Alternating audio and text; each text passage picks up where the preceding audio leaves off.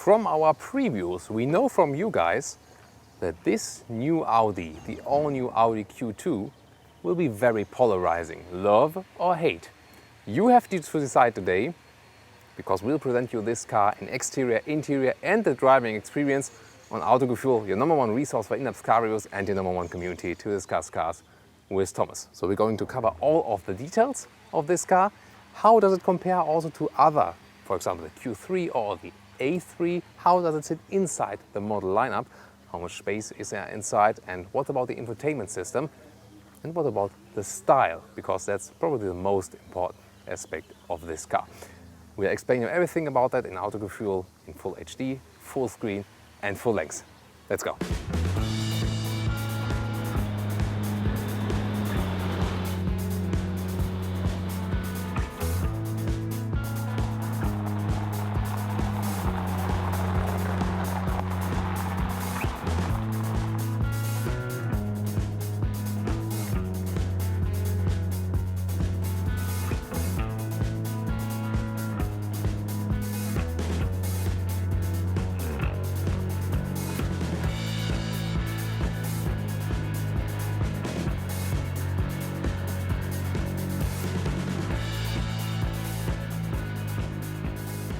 This Audi Q2, this small SUV, is definitely really different.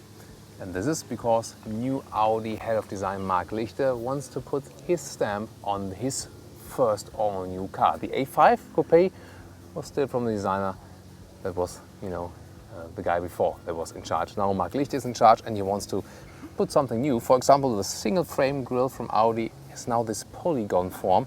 We see it on the outer frame, but also on the inside here on the small elements.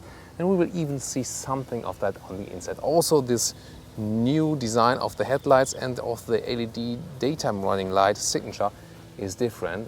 What do you think, guys? For a small crossover, it really has a big stance on the road already. And now it gets really exciting in the side profile. First of all, the color is called Tango Red.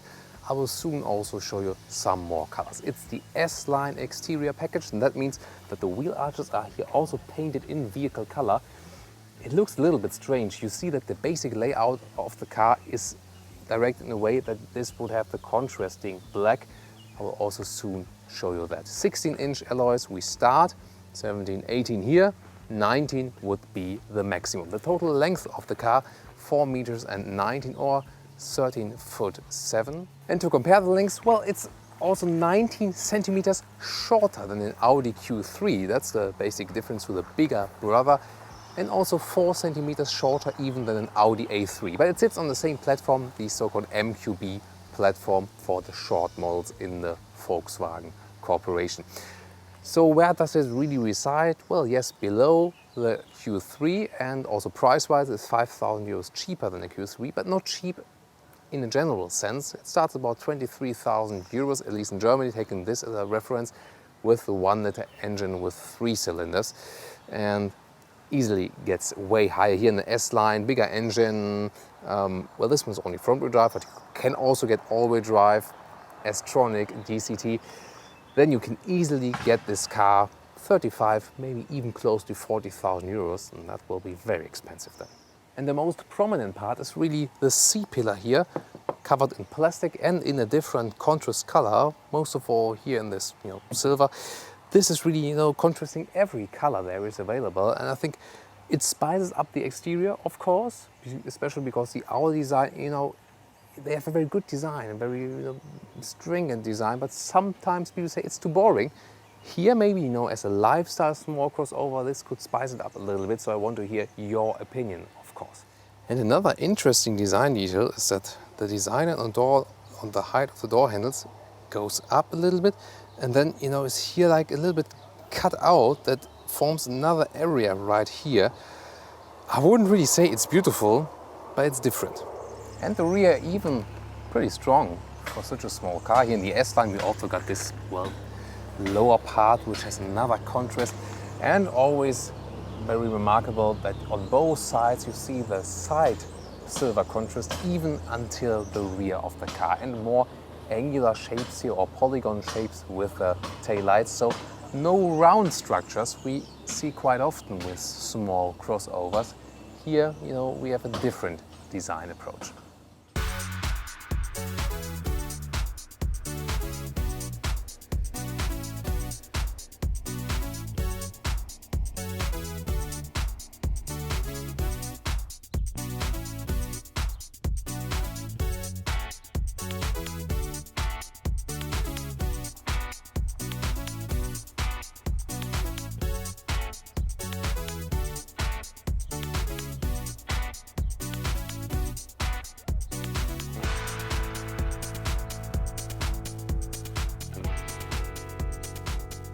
And some more colors for you, because the Audi Q2 is of course also about more daring colors. For example, the coral orange. What do you think about that color? Then Vegas yellow. We've seen it, for example, already with the Audi TT S Roadster.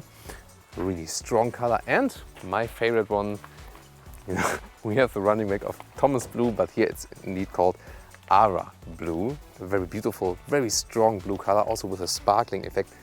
That one would be my favorite, and it comes close to my so far favorite from Audi, the Sepang Blue. But this one here a little bit brighter, and so even more screaming out. I think this one really fits very well to the car, especially with those contrasting aluminum color style in the rear. Or if you rather prefer a conservative choice, what about Quantum Grey?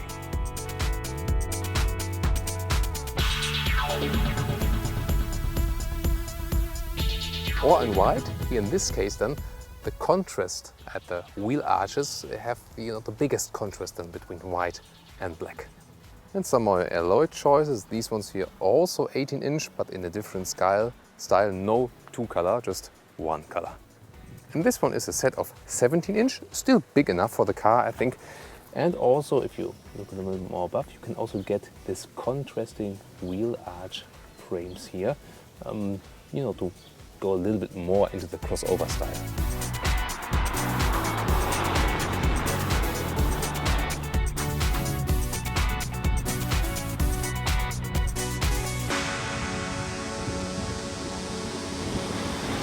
Let's look beneath the hood. It's an easy system today, not only because we got this beautiful hydraulic damper and a nice Audi logo. They really care about the details, for example, the covers of the engines. And this one here is the 1.4 liter TFSI with 150 horsepower, 8.5 seconds from 0 to 100 kilometers an hour, or 0 to 60 or 61 miles an hour.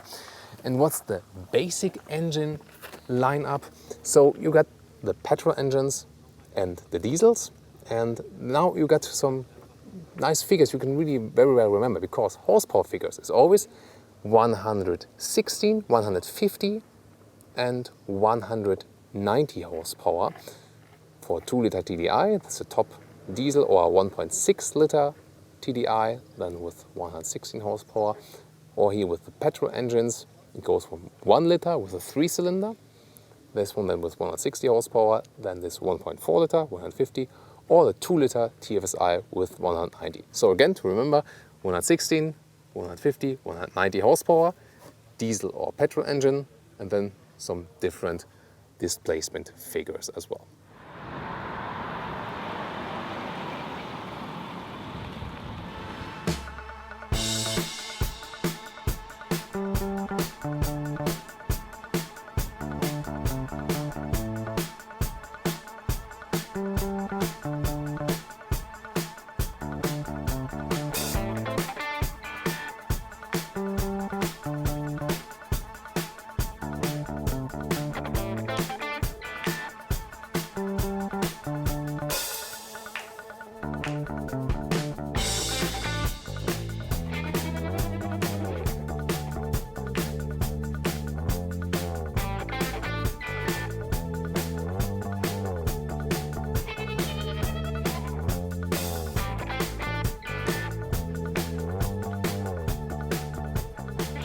This is the car key.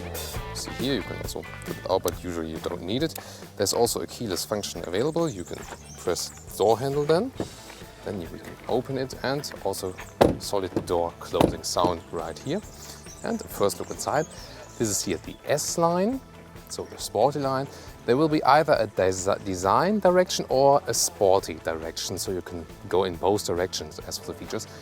You see the cockpit here also with a flattened end steering wheel. This is a sporty style and red contrasts, and that is new. We will also soon show you that in the dark that can also be connected with an optional illumination.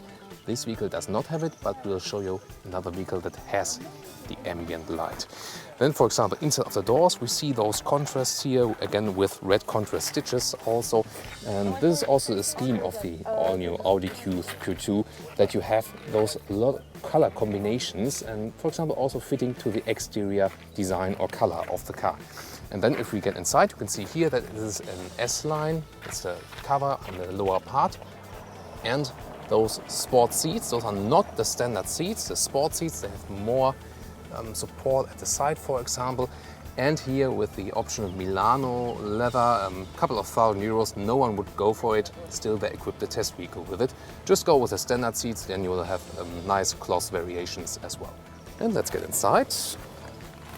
I would also recommend the standard seat form because it offers you more space. It's not the biggest car, therefore it's also a little bit cozier if you have, wider opening seats here.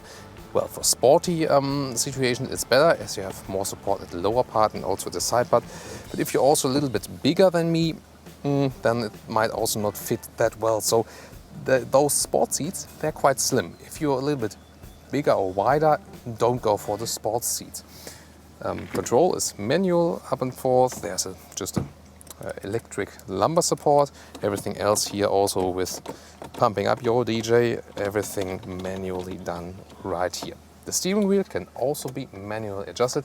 It's a great compact steering wheel and also makes a high class impression. I can already show you one pre-feature here right now. We'll soon go into details. Now here from a very low segment already the virtual cockpit is available. It means a digital screen. You do not have to go for it. It's optionally. You can change all the views. We'll go into the details there very soon. And this one is not retractable. It stays the way. They say no one used the feature to put them in the older models, also from the A4, and therefore in most of the new Audi models, it's just fixed. But what about you? Would you put it down? I think it doesn't look that beautiful when it's popped up here. But I mean, at least it's a nice widescreen format. Cockpit overview. You see it's a very clean cockpit from the basic forms. I like that. Audi cockpits in general, great high quality. For example, also with the structure around the knobs. They are knurled in metal around. Great stuff. And also the vents, for example. You can control them right directly at the vents here for opening or closing. Also a frameless mirror, that's a beautiful feature. And to this rather clean layout there comes those color contrasts again. This one here is a structured surface, it's still made of plastics, but you got the structure here. If you have a quattro car, there's also a quattro logo here just a front wheel drive. And again the red contrast here, and I think it spices up the Audi interiors because yes, they are perfectly built and they are very stringent in design, but for some they are too boring.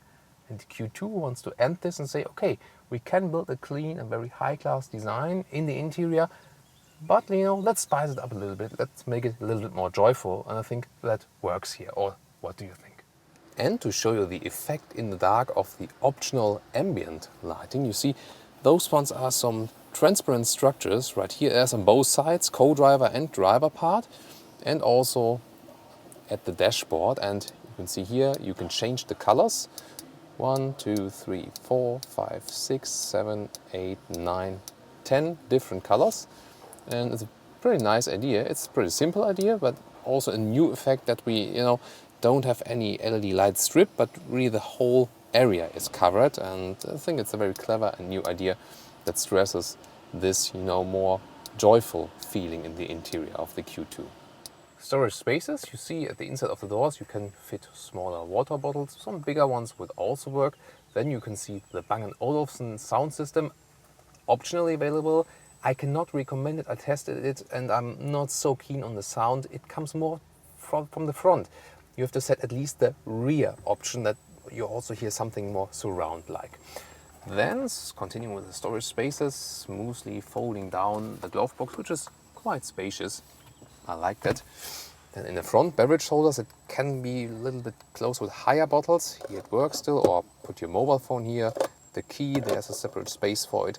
Also great, again, that we also have the knurled structure like in the Bentley, even for the 12-volt power supply cover. USB slot, we will soon also put in the iPhone there to show you as a smartphone example the Apple CarPlay. And then in the middle armrest, there's also this QI symbol. If your smartphone is available for that, then you can also use the inductive charging, USB port, aux, and you know, inductive charging and stuff.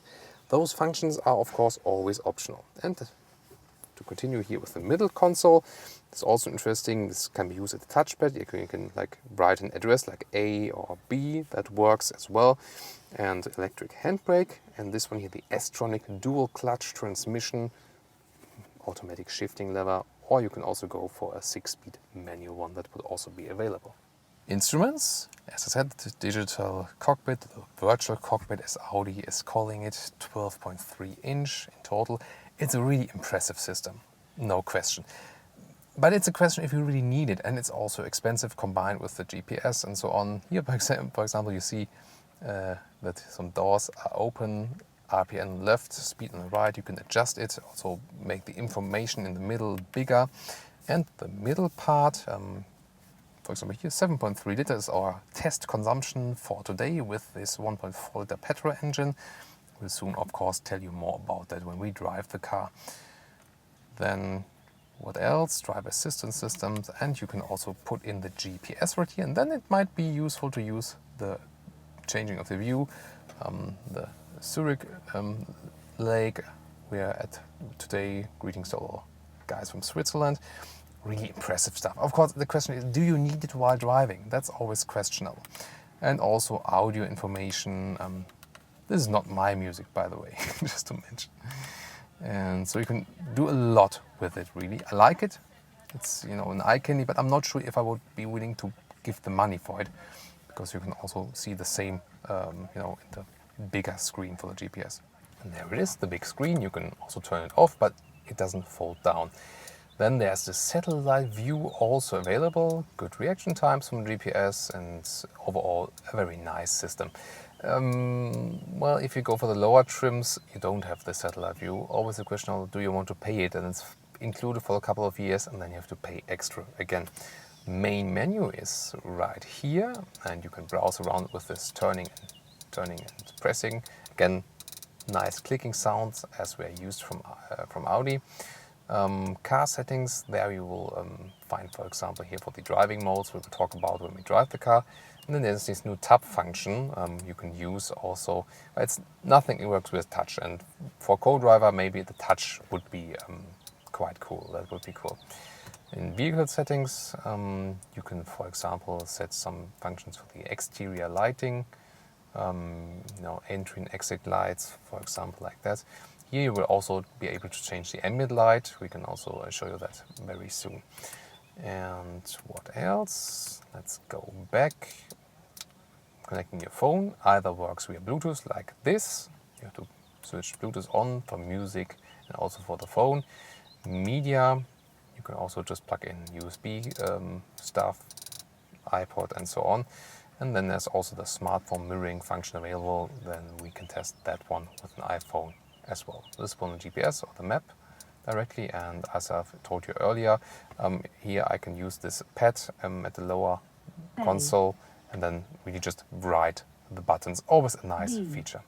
I'll plug in the USB at the lower middle console now. I've shown you earlier where that is, and then we got an iPhone 6 today from my cameraman Thomas. You've seen him lately also on camera in the Volvo XC90 T8 video. And then we can activate Apple CarPlay, and it's just a sample. It also works with other non-Apple devices, of course.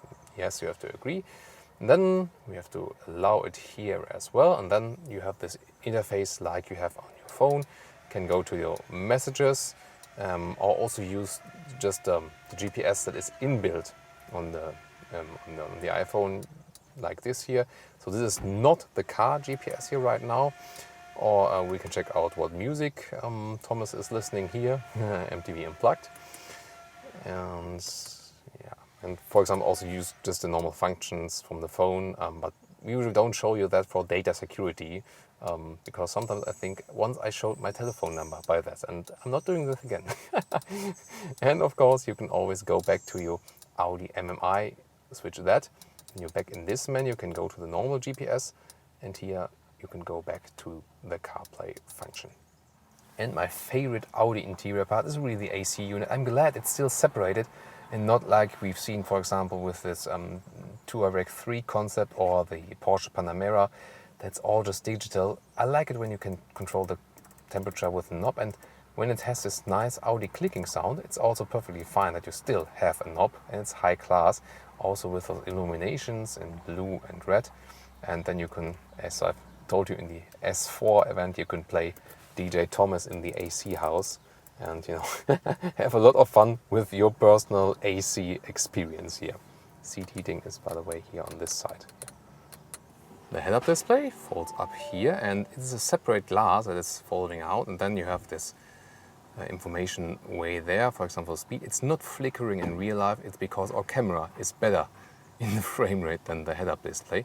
And well, I'm not really a fan of it. I usually prefer it when you don't have the separate glass, you have it really projected in the windscreen, but because here it's not really high up in the windscreen, it's rather at the lower part, and then especially for tall drivers it doesn't make too much sense.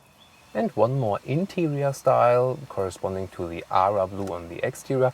Here in this vehicle, for example, we got the darker tone. This will also be combined with the LED illumination, and see with white contrast and also this gray tone. Also the seats have the gray color here, but also when you get the cloth seats, you can pick different nice color variations. So this one here, again, this, you know, a couple of €1,000 extra stuff again in the S-line, but I can really recommend you, if you go for a smaller Audi, don't double the price. And here, for example, we do have at least the combination of cloth on the inside and leather on the outside. Let's get in the rear, and this will be very exciting. I've got this driver's seat as I would be. Oh, there's no door handle. Sorry, no inside handle here at the rear. That would be better. So, and you know, this is kind of the secret of the car. It's a very short car, but still it does work with an almost 190 meters or 6'1", 6'2" guy. Even if a tall driver would be driving, you could move it maybe a little bit on the front. I think there's not more space in the A3, maybe even a little bit less. You know, that's still an okay result, and it results from the rather high seating position. Also the headspace, it still works. This is the key of this car, that you can really use the space you have, although it's not that long. So overall, of course, you know, when you're on the way with really very tall rear passengers, not the best car, but then it's really, I don't know, 4.19 meters. Well, not the longest car. But then again, you have to think about, if you compare it to other small size car, for example a Honda Jazz, there had like this in knee space before. So for a premium car, for an Audi, it's okay with the space. Also, if you compare it to the other models inside. But then if you compare it to other competitors, the using of space in the interior is not the best. Then you can also fold out some beverage holders here. That is possible, and the seat bench cannot be, you know, put in the front or on the back. Then 12-volt power supply cover here in the rear. Isofix covers for the child seats that are hidden here. Then you can fix your child seats. Straight, it doesn't that you have completely remove them. Sometimes you only just kind of flip them. And then, of course, always very important, what about flipping the bench from here? And it is possible like this, and also got it here at this side. So there we have a 1/3, 2/3 split, and then you can take a look at our very disordered trunk area. I think we should probably clean it up for you. Let's open the hatch, manual, and that's perfectly fine. By the way, very interesting here, you see how the lights are cut out. And, you know, I'm not sure if that's the best solution. Look at that one. I mean, what the hell? I'm not sure. Maybe it's even a little bit dangerous. Very strange solution, isn't it? Then, and this is a surprise, we don't have the best rear knee space, but the trunk area is quite reasonable. See it steps a little bit up when you have flipped the seats. And I can also show you how it looks like when I put them on again, the rear bench. And I mean, when we have our equipment in there, we didn't have any problems. You can even, as it's quite high, fold out a suitcase here. Very nice. And this is here from the sound system and could also be fitted with a replacement tire if you don't go for the big sound system.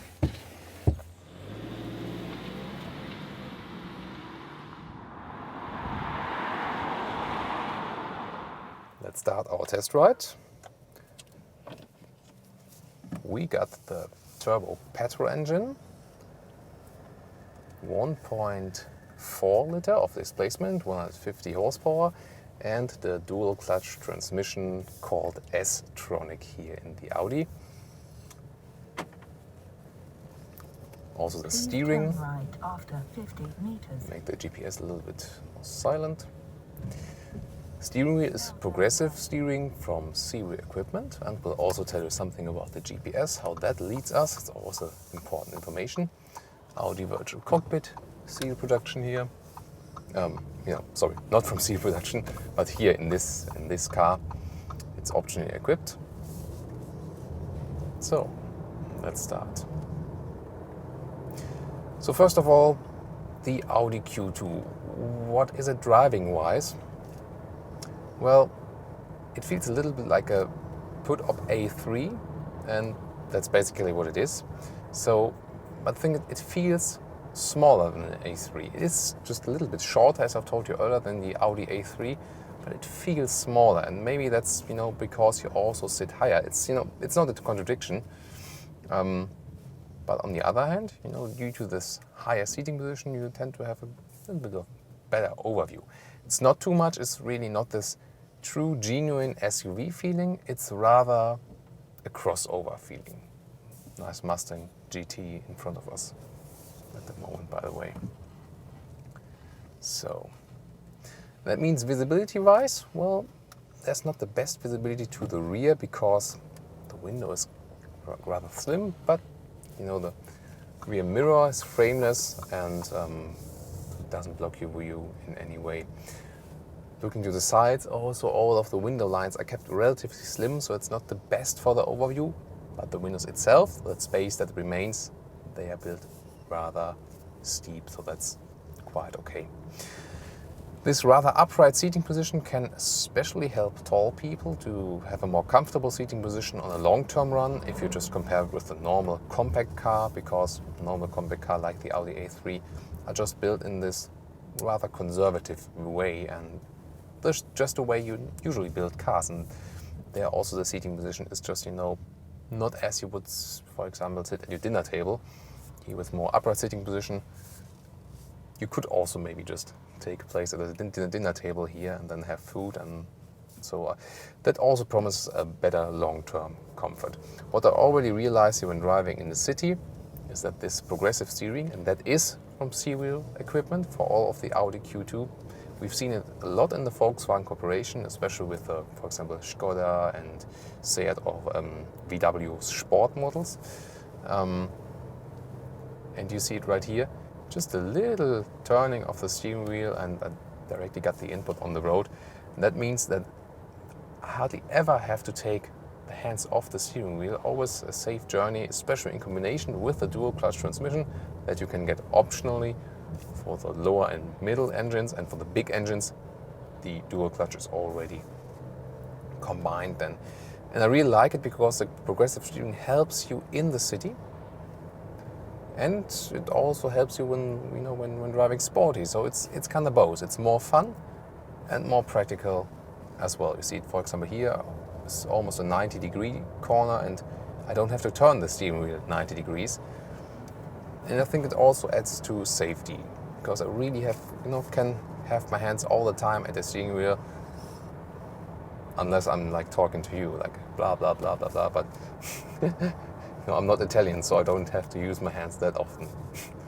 Greetings to our Italian friends, by the way, even though we won in the Euro 2016.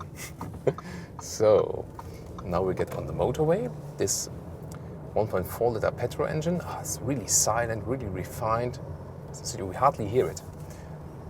8.5 seconds is the acceleration from 0 to 100 kilometers or 0 to 60 miles an hour. And now, for example, we're at about 55 kilometers now, and I will push down the throttle for a bigger acceleration now. Let's see what this engine will deliver. Let's go now.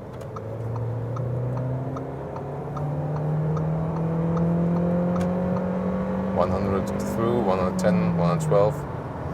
Yeah, the engine turns up, and it's definitely enough power. You do not need the 2 liter displacement. Of course, it feels a little bit more sovereign then, but this one here will also do just fine.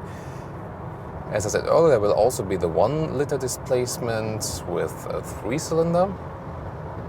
Really looking forward to drive that, and also in the Seat Ateca, for example. We do not have any experience with this engine yet, so we can just talk about that one so far. But also here for overtaking the Autobahn, we can also do some 100 to 120 kilometer now when taking another lane here.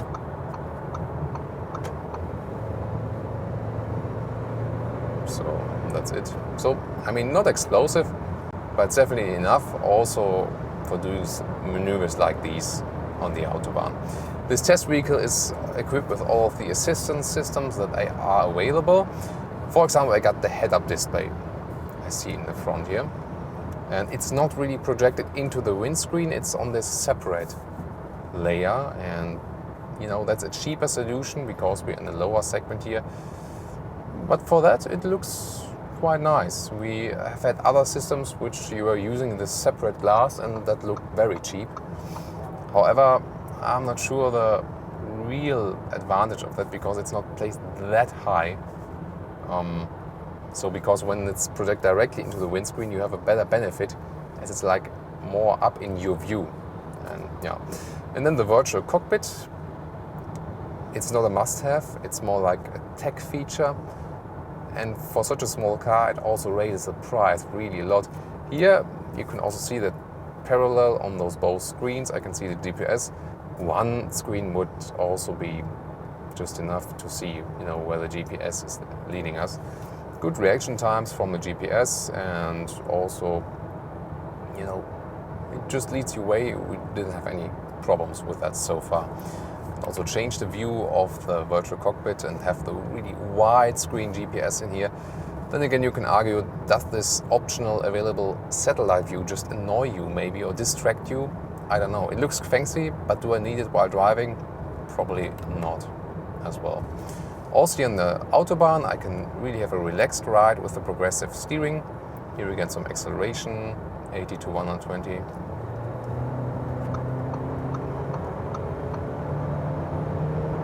There it is. So overall, a very relaxed ride, and I enjoy this rather upright seating position also on the Autobahn. And from the driving comfort and feeling, I would rather pick the Q2 than the A3, I have to be honest. At least if sporty riding is not my main focus. And so if you rather want it very sporty, and probably will end up with an S3 anyway. But here, if you just compare the base models and sporty driving is not the main focus, then you have a more comfortable ride. Even here in it sounds like it will be smaller because it has a 2, the Q2, not A3. But again, size pretty much the same. As for riding difference to the Q3, then the other SUV model that was 19 centimeters longer than this one here. Well, the Q3 feels more like a grown-up SUV than already. This is still a big difference here. This one does not feel like a true SUV. I mean, for some that might also be an advantage. To me, if I buy an SUV, I would like the real SUV feeling. This here again, rather a crossover. Then I can also set the automatic cruise control that is also optionally equipped. The only thing we have from serial equipment that's very important is the pre-sense. And And that's the autonomous emergency brake that should be included in every car from the serial equipment. Here it is. I'm really glad. The ACC, however, is keeping the distance to the car in front of me. I can lift my throttle, my foot off the throttle. This is nice. Huh? Foot off the throttle like is throttle. Nice. Great word. New word. So, and so again, I can set it. And then the car does everything automatically. So that's part of autonomous driving. And there's also now a new traffic assistant featuring in the new Q2. And that means when I'm in traffic until the speed of about 60 kilometers an hour or 65, also, the stopping, accelerating again, stopping, accelerating, that's all done automatically, and you just have to steer, and that's it. So, and again, here also when changing lanes fastly, look at the steering input. Hardly any steering input, but still feels very natural. And we have, we've had it a little bit differently recently in the Alfa Giulia, where we also had a very direct steering, but that direct steering felt very unnatural at higher speeds. And when you just did like this, you were like, whoa. And here I've really found a very refined way that it gets a little bit stiffer also when you're driving faster. So steering wise, it's really a perfect setup. We've talked a lot about car control when driving recently, and that, for example, also counts for the vents. And here they've also found this nice way they can just close the vent or open the vent, and it's also close, open, close, open. It's also easily done while driving. Here, for example, again the ACC doing nothing, reducing the speed. This ACC system is also working just flawlessly, so I'm very satisfied with that.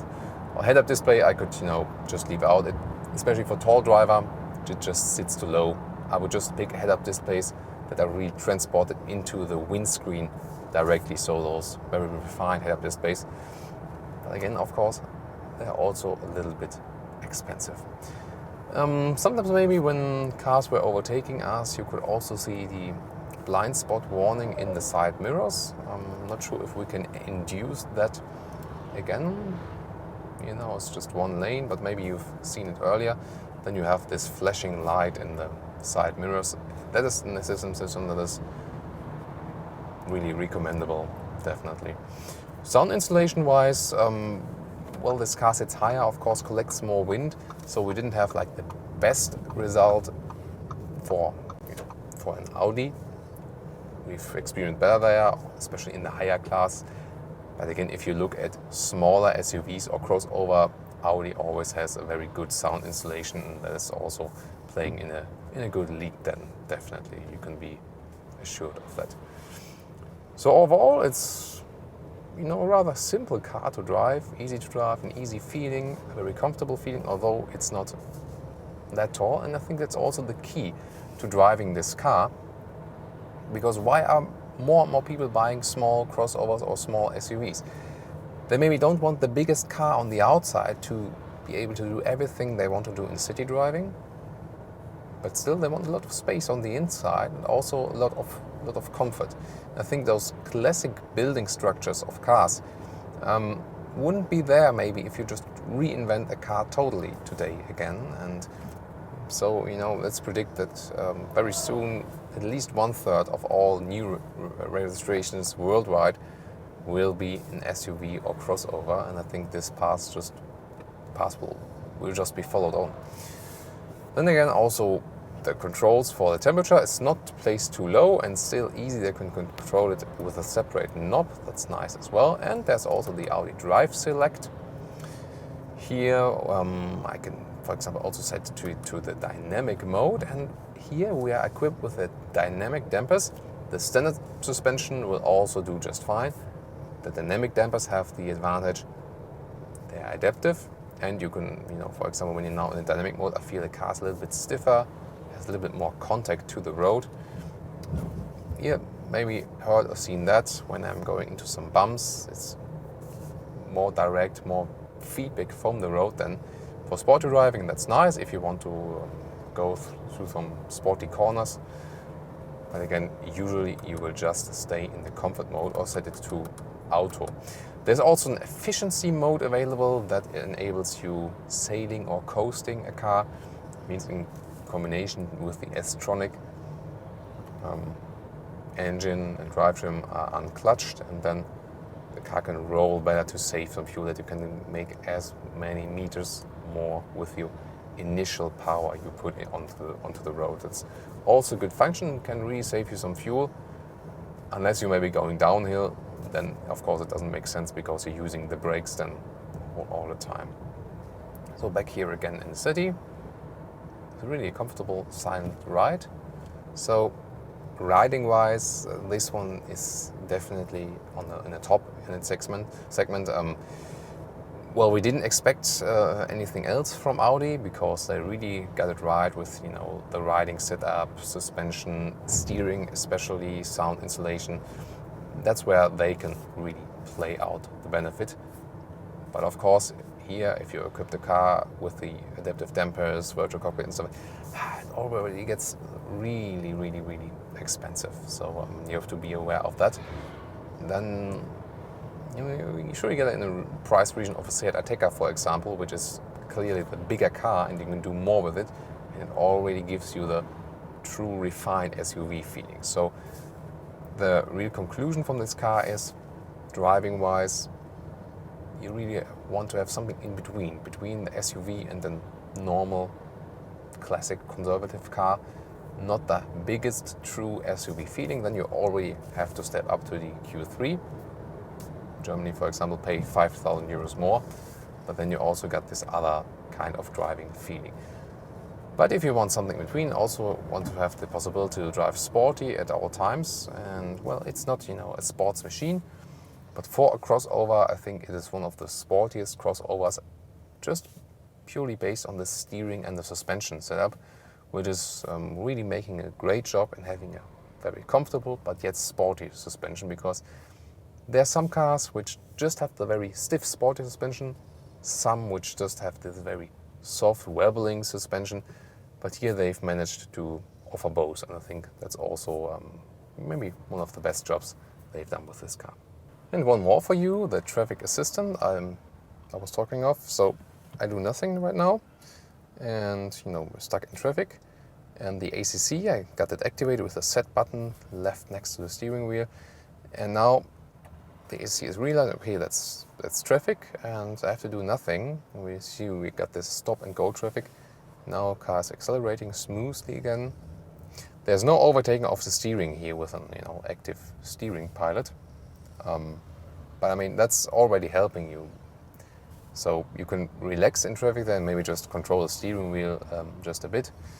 And that really helps you, know, to get more relaxed, especially in very long traffic situations. I always tend to use automatic gearboxes when possible, because that's really annoying in traffic if you have to like manually clutch in, clutch out, and so on. That's here already a good help. Again, you have to pick it optionally. It's not included in the C-way equipment. But you see, it works very well, and I think the main thing is also that it works very well with very smooth transitions. So it's not that the car is miscalculating something. You see, also in safe distance is kept, that I don't have to be afraid, oh, does the system really work with that? Does it really, you know, get the situation? It's working very great, and that's something, one of the first times that so many of those assistance systems are offered in such a short car.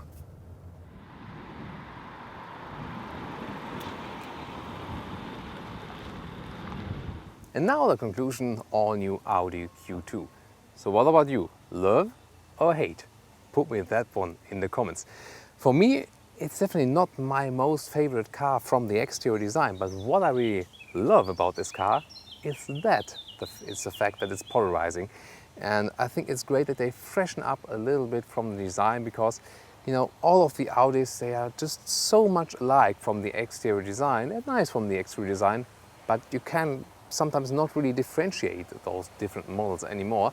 This one you can really differentiate, and therefore I think it's also okay if you do use some special contrast on the outside. Definitely a big stance for a very small crossover or small SUV, however you want to take it. And the interior, as refined as ever from Audi, with some upper class innovations or options you can pick. Question is again, such a small car for such a high price, if you pick so many options, I'm not sure if that's really worth it. You have to think about it and think about your own budget. In the front seat, you'll have plenty of space, no question. So if you think, okay, I just want to drive a crossover Audi, but a Q3, I don't even need the space of a Q3, then you could easily save some money and go for the Q2 and be even a little bit more cooler, a little bit more lifestyleish. Then again, rear space, we've seen a lot of other, even smaller cars that offer more space in the rear. The trunk, however, is quite versatile. You can load a lot of stuff in there, and that should even be better working than, for example, in an Audi A3. Driving-wise, surely the king of this segment, because we have a very comfortable suspension, yet you can drive it very sporty and have a lot of fun with it. And you know, from all of the driving setup they have here at Audi, you know, that's one of the key factors also to buy this car, to have this very refined driving feeling, and all of the assistance systems work really flawlessly. So that's my 2 cents to this car. I want to hear your opinion on exterior, interior, driving, also which color you would go for, and what you think in general about a Q2, also if you compare to, for example, Q3 or other very small crossover or SUVs in this segment. I hope you liked our episode here today, and I'm sure we'll see each other again at our next full review or another special Autogefühl episode. Thanks for watching, and bye, and give us some thumbs up.